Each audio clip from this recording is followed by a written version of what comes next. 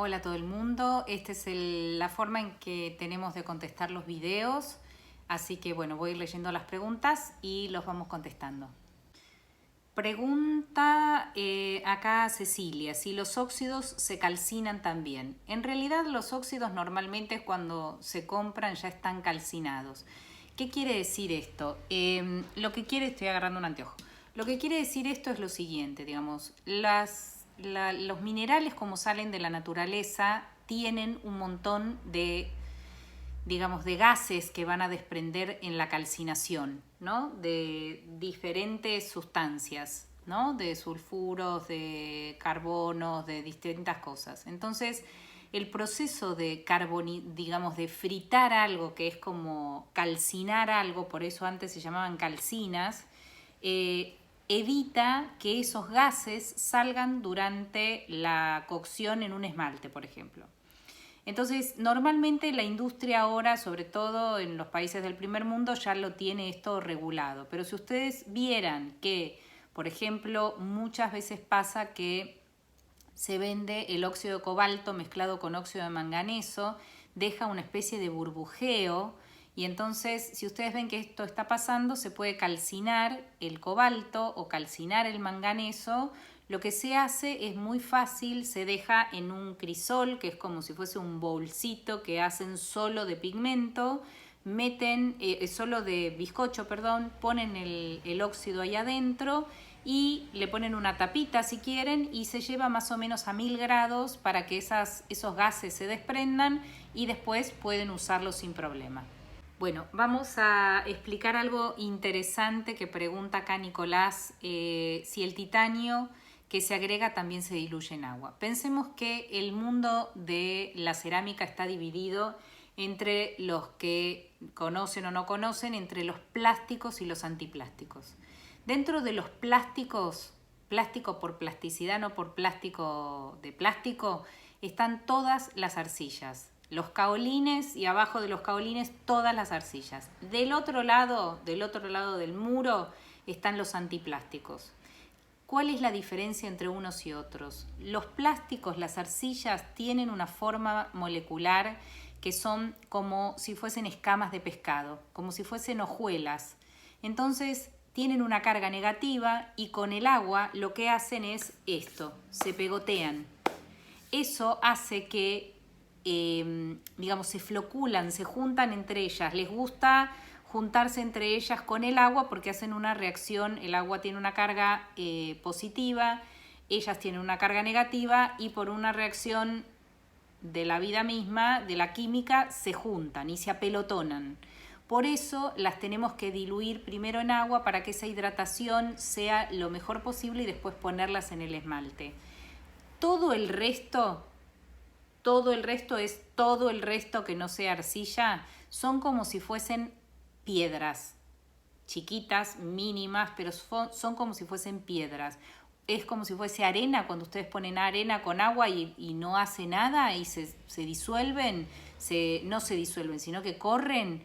Entonces el titanio y todos los antiplásticos no hace falta hidratarlos antes. Los tiran y así como los tiran, inmediatamente se van a dispersar.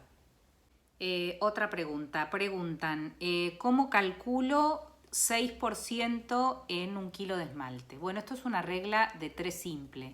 Lo que tienen que hacer es piensen que un kilo es igual a 1000 gramos, ¿no? Entonces, lo que uno tiene que averiguar ahí es el porcentaje.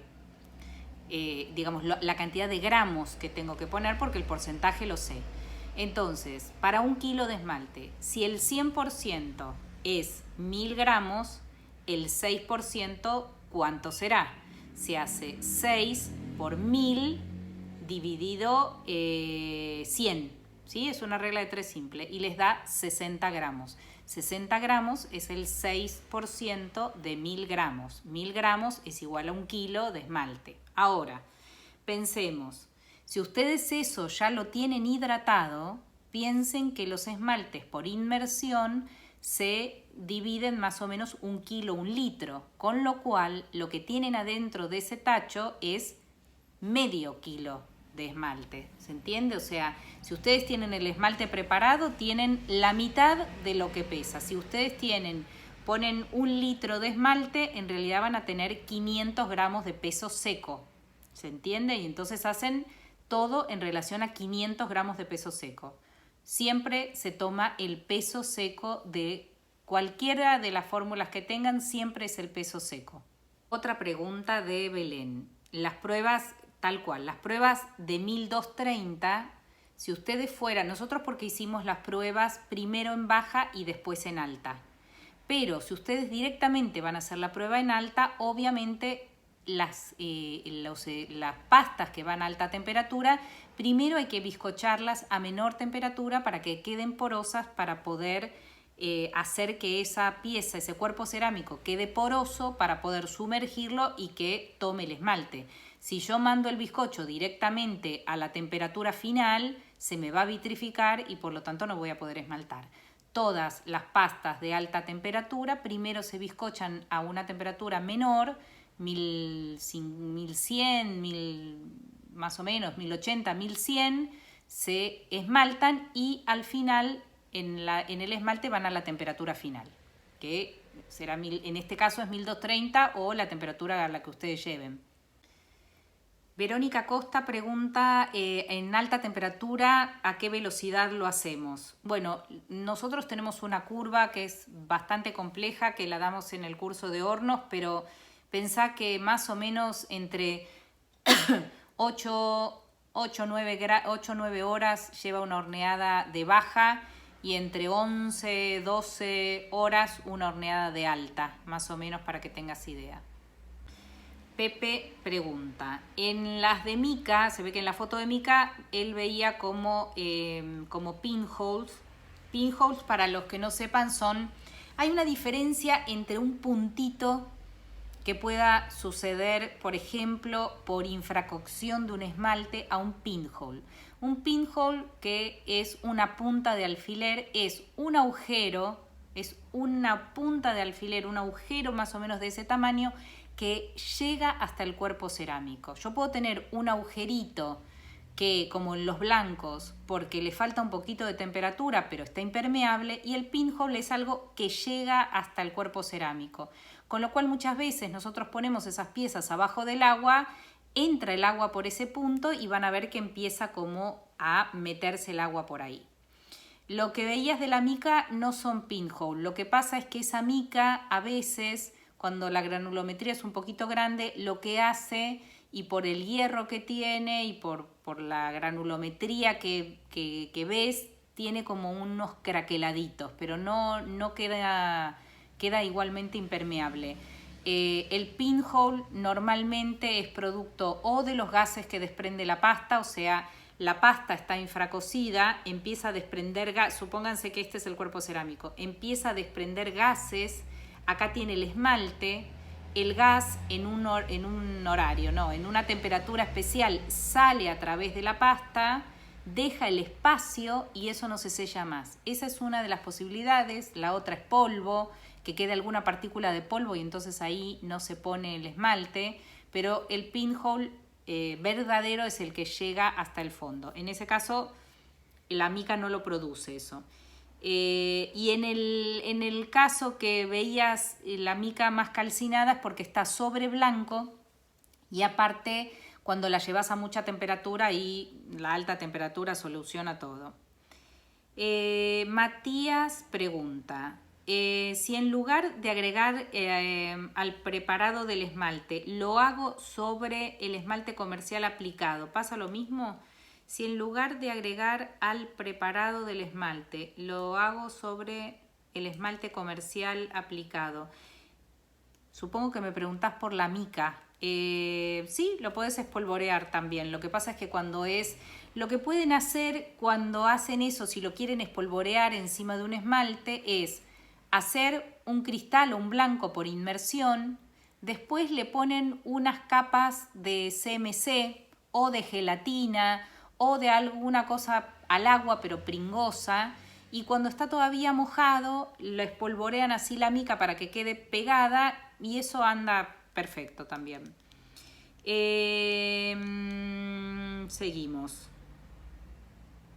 Preguntan acá también si son todos aptos para vajilla. Van a ver que todo es apto para vajilla, menos cuando les ponemos el cartel de tóxico, que usamos dos cosas que eran tóxicas nada más. El bicromato de potasio, que mañana va a aparecer, y algunas bases a base de plomo, pero les avisamos.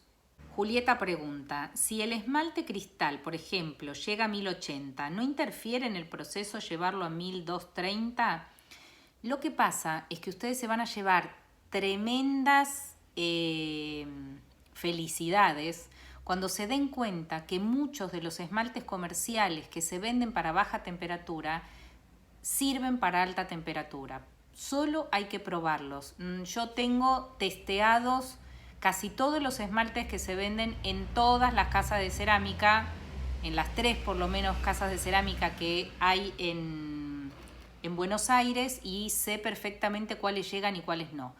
Por ejemplo, si ustedes están, no sé, en algún país que usan Duncan o usan Maico, que son esos que ya vienen preparados, esos no soportan esa temperatura, porque esos están exactamente hechos para esa temperatura. Pero para Buenos Aires, el 621 de DP Colors, el blanco común de Ferro, el turquesa jaspeado de Crecer, el verde jaspeado de Crecer, el transparente mate de Crecer, millones de esmaltes sirven para alta temperatura, pero todos esos llegan sin agregarles nada.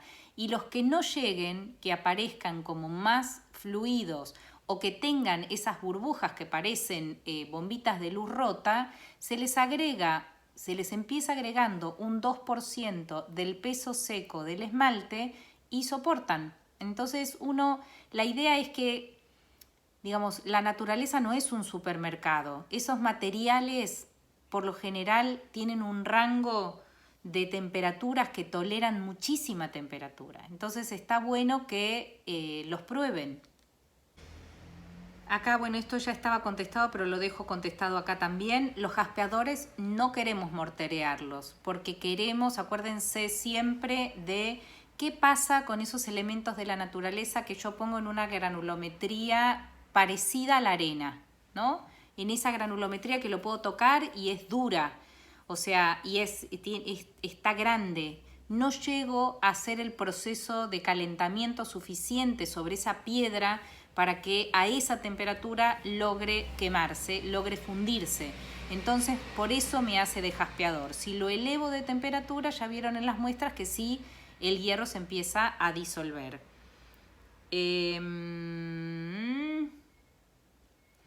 Acá Victoria pregunta otra vez el tema de la toxicidad. No se preocupen porque nosotros hacemos vajilla hace 26 años. Yo vivo con mi marido que trabaja en Greenpeace hace más o menos el mismo tiempo. Así que estamos muy conscientes del tema del medio ambiente y la toxicidad y todo lo que eso significa. Si nosotros no les ponemos que son tóxicos, no son tóxicos. Hay pocas cosas que no podemos usar. El vanadio, el plomo, el selenio. Pero de todas maneras tienen que pensar que si hay diferentes momentos de la toxicidad de los materiales. Por ejemplo, si yo me paso la vida lijando un bizcocho, por ejemplo, o lijando pasta cruda seca, y estoy inhalando el sílice que eso desprende, a mis pulmones les va a hacer muy mal y produce una enfermedad que se llama silicosis. No es venenoso, pero no lo tengo que hacer. Si yo estoy horneando adentro de un cuarto cerrado durante 10 años con esmaltes que no son tóxicos, pero que desprenden en algunos momentos de la horneada sulfuros y un montón de gases que no son aptos para respirar para humanos, también me estoy intoxicando. Entonces lo que hay que tener es cuidado, no miedo. Hay que tener cuidado y hacer las cosas que uno tiene que hacer. Digamos, tener los ambientes ventilados mientras uno hornea, si va a lijar una pieza, ponerse mascarilla, no estar al lado del horno mientras el horno hornea, y aparte de eso están todos los materiales que no podemos usar, como el plomo sobre todo, el bicromato de potasio, el selenio, el vanadio, pero no se preocupen que no pasa nada. Inés Fernández pregunta, ¿se pueden hacer las pruebas directamente con transparente y blanco de alta? Si vas a hacer alta, sí. Si vas a hacer baja, no.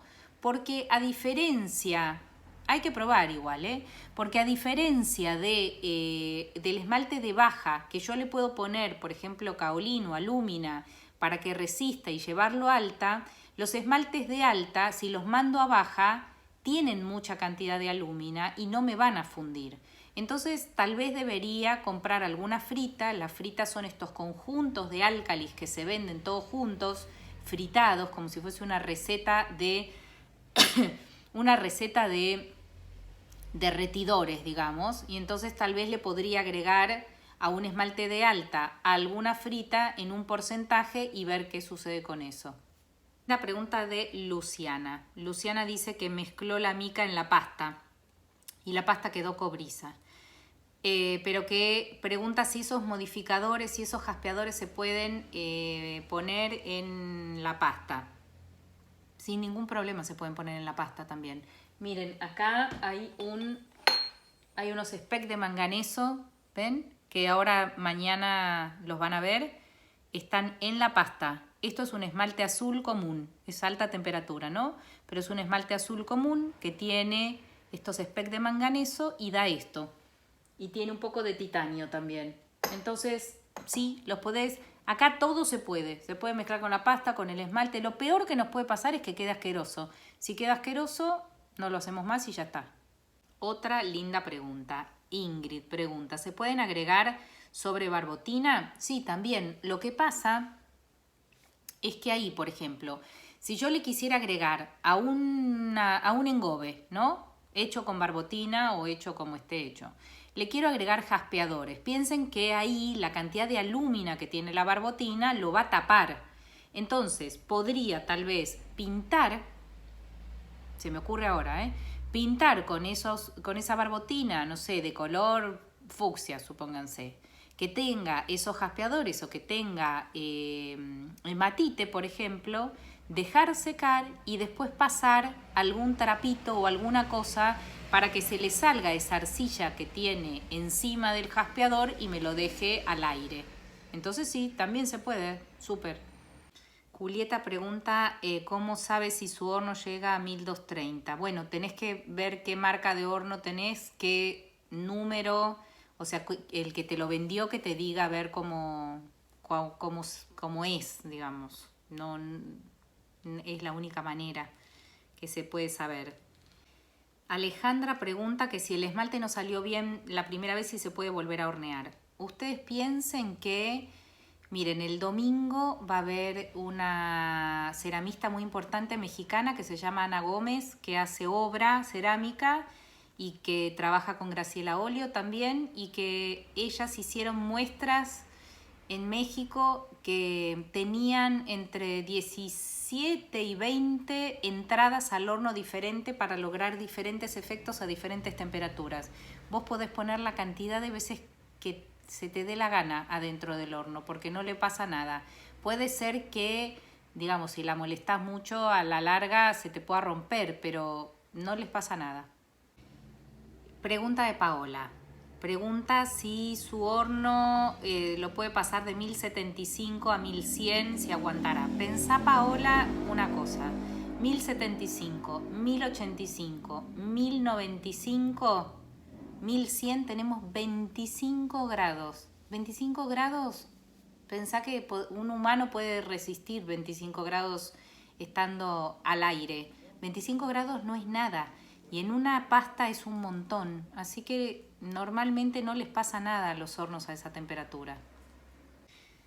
Gianfranco pregunta, dice, en relación a la mica, ¿existen distintos colores de mica? Una vez vio un japonés que hizo un plato con manchas plomas, me imagino que símil plomo, me imagino, que se llama koiki. Si es el kojiki que yo conozco, trabaja en alta temperatura, trabaja con pastas hechas manualmente, trabaja mucho con silicato de sodio, mezcla muchas cantidades de cosas. Habría que ver también pensá que la mica tiene hierro también y mezclada en la pasta que también tal vez tenga hierro y le debe haber mezclado alguna otra cosa. Es muy probable que pueda dar, no sabemos, a ver, no sabemos qué pasta usó y no sabemos, ¿saben qué se me ocurre? Se me ocurre esto, supónganse que ustedes se ponen un perfume, ¿no? Y después se ponen un perfume, se bañan y se ponen un perfume y después se ponen una ropa. Sí o sí esa ropa va a tener olor a perfume, no hay otra posibilidad. Lo que pasa entre la pasta y el esmalte es lo mismo. Yo tengo una pasta que tiene millones de minerales adentro y óxidos, colorantes y no colorantes. Le pongo otra ropa encima, que es el esmalte, lo mando al horno. Esas dos cosas funcionan a la par en el horno. No es que el esmalte que yo le pongo a la pieza no va a hacer nada con el hierro que tiene la pasta o con el manganeso que tiene la pasta. También van a ir a interactuar y van a modificar mi esmalte. Entonces no sabemos cómo lo está hecho eso, pero tal vez si buscáramos alguna receta de cómo hizo sus esmaltes o saturáramos con una cantidad de mica.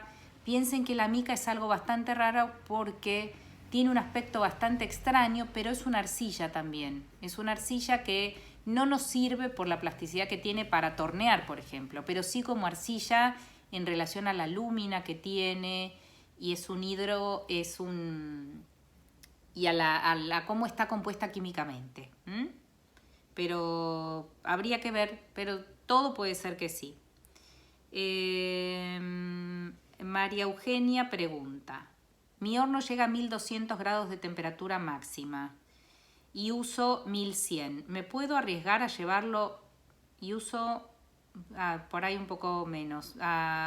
Si podés arriesgarte a llevarlo a 1100, no pasa nada, chicos. No pasa nada, nada. O sea, tienen que saber cómo está construido ese horno. Los hornos de baja, por lo general, tienen como tope 1100. Los hornos de alta tienen como tope 1300. Son como los autos. O sea, uno compra un auto y dice, podés ir a 1300 kilómetros por hora. No vas a ir a 1300 kilómetros por hora, pero si una vez se te ocurre la locura de hacerlo, no es que el auto se va a romper por eso. Patricia Rocha dice que usa una pasta de crecer y un esmalte que vende crecer acá en Argentina a 1060 y tiene problemas de lo que supongo que es el desconchado, o sea que se sueltan sobre todo en las asas o en los bordes parte de la pasta.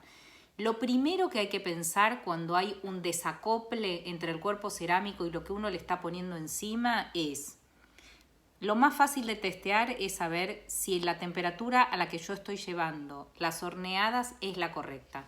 Tengo que conocer mi horno profundamente. Tengo que saber porque hay hornos que tienen 60, 70 grados de diferencia. Entonces yo estoy llevando a 1070 y en realidad estoy llegando a 1000, ¿no? O estoy llegando a 1020 y tengo 70 grados para abajo, que es realmente un desastre. Después es la composición con la que yo estoy haciendo, por ejemplo, los engobes o estoy haciendo los pigmentos. Esos problemas son problemas de temperatura, de desacople entre el cuerpo cerámico y lo que yo le estoy poniendo arriba. ¿Con qué se soluciona? Con un mejoramiento de la temperatura. Esto es así, a mayor temperatura los acoples son muchísimo mejores. Pero tenemos que, yo siempre les digo, necesito todos los datos de la víctima. Necesito saber qué pasta es, qué esmalte es, cómo está hecho, qué horno tenés, qué curva le hiciste, si pusiste conos y sabés cómo funciona tu horno. Todo eso te va a dar, después es como si vos tenés que hacer un diagnóstico médico, digamos. Necesitas saber cómo le dio la sangre, cómo le dio todo, digamos, si no, no podés tomar ninguna decisión. María Julia pregunta si la mica se pone en estado de cuero y después se le pone el cristal encima. Sí, María Julia, si conserva ese brillo, no lo conserva tanto en baja como lo conserva en alta. En alta queda mucho más brilloso, pero hay que encontrarle la vuelta. Digamos, si yo tuviese que elegir la mejor manera para hacer una mica, la elegiría haciendo en una pasta, así, digamos, poniéndola, incrustándola en estado de cuero, bruñéndola y calcinándola a mucha temperatura esa pieza. Como si fuese, esta es una pieza de los chicos de Saab, que es de alta, y se la metería acá y dejaría la pasta porque queda mucho mejor cuando tiene un soporte opaco que uno brillante. Pero hay que probar también en cargas, en granulometría. Y acá hay otra pregunta de Ingrid, si son pigmentos puros. Bueno, ¿qué significa que algo sea puro o no puro? No puro por lo bueno que es, sino porque sobre todo acá en Argentina se venden pigmentos que son puros, o sea que no tienen ningún aditivo de un fundente. O pigmentos que ya tienen aditivos de fundentes y sirven ya mismo para usar. Si ustedes compran pigmentos puros, le tienen que agregar un porcentaje de un fundente, de un flux, de un transparente, de una frita, algo que haga de mordiente, porque si no, no se van a agarrar al cuerpo cerámico, de ninguna manera. Tienen que preguntar siempre si son puros o no. Se van a dar cuenta aparte porque los colores de los puros son mucho más intensos. Natalia Jimena pregunta para acá, para Buenos Aires, si la pasta de crecer gresifica a 1200. Nosotros llevamos la pasta común de crecer a 1220 grados. Hacemos mucha vajilla con esa temperatura, gresifica y ni se mueve y queda perfecta.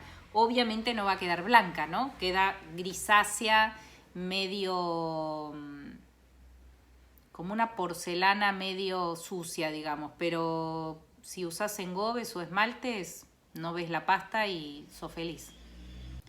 Pregunta Natalia si no se dañan las resistencias del horno con los materiales orgánicos. Los materiales orgánicos no pasa nada, no les hace nada.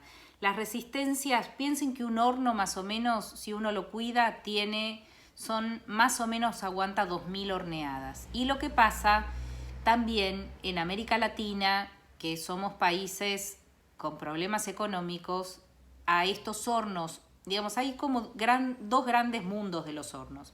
Están los hornos, que son esos hornos cuadrados, que tienen mucha superficie en los costados, que son por lo general de hierro o de acero inoxidable y hierro, digamos, hornos industriales que están buenísimos. Y después están, como dice Oli, que es el señor que nos arregla los hornos lavarropas. Los hornos lavarropas, que son los más para hobbyistas y los que más se compran, son hornos que los inventaron en Estados Unidos y que en realidad son como todas las cosas que pasan en el primer mundo, digamos. Los usan un tiempo, se le rompen, lo ponen en la puerta de la casa y adiós por siempre, se compran otro, ¿no? Ahora, nosotros no podemos hacer eso porque los hornos están cada vez más caros y entonces los tenemos que cuidar a morir. Pero en realidad no es que si ustedes suben un poquito más la temperatura o si queman, no sé, aceite o si queman determinadas cosas va a pasar algo tremendo. No va a pasar nada. Lo que no van a ver que mañana vamos a hacer algunos esmaltes de sal y le vamos a poner sal a algunas cosas. Bueno, no tienen que tirar sal adentro del horno o hacer durante 5 años todos esmaltes de sal, pero cada tanto no pasa nada y les vamos a enseñar, sino también hacer unas casetas para meter esas pruebas extrañas adentro de unas cajitas de cerámica. Andrea pregunta, ¿cómo se prepara un pigmento bajo cubierta para que no se corra en la primera cocción? Mira, si vos compras un pigmento puro, lo llevas a 1280 grados y no le pusiste ningún fundente, vas a hacer así y se va a correr. ¿Por qué? Porque los pigmentos están hechos de una manera para resistir muchísima temperatura, sobre todo los bajo cubierta, los sobre cubierta no porque son para otras cosas, pero tenés que agregarle porcentajes específicos de fundente. Ese fundente puede ser flux alcalino, puede ser un poquito del transparente que usás, ¿a cuánto? Y un 5% más o menos del peso seco, más o menos. Margarita, acá preguntás sobre una pieza, pero no sé a qué te estás refiriendo. No sé qué pieza es, qué esmalte es. Una pieza que salió mal en baja. no sé, alguna pieza tuya que tenés algún problema, pero no, mandanos foto por Instagram, porque la verdad que así a ciegas no te puedo contestar, no sabría qué contestarte. Bueno, acá terminamos las preguntas del primer día. Los esperamos con las preguntas del segundo día mañana.